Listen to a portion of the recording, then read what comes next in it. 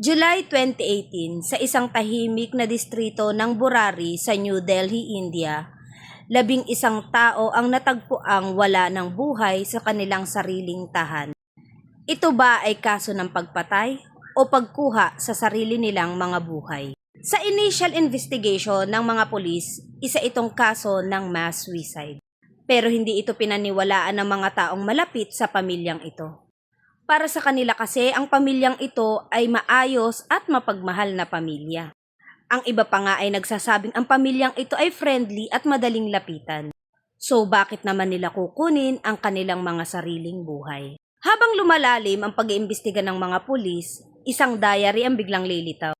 Sa diary ito, mababasa ang bawat partisipasyon ng bawat miyembro ng pamilya.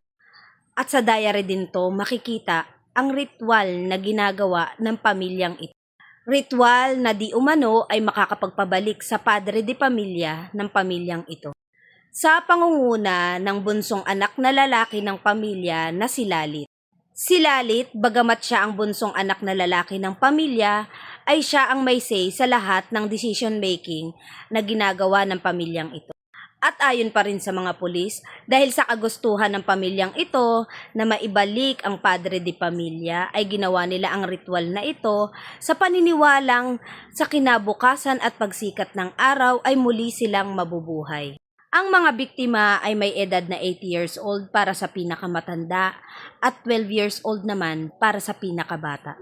3 henerasyon ng pamilya ang nawala sa kagustuhang maibalik ang buhay ng isa. Kung gusto mong mapanood ng buo ang documentary na ito, available ito sa Netflix.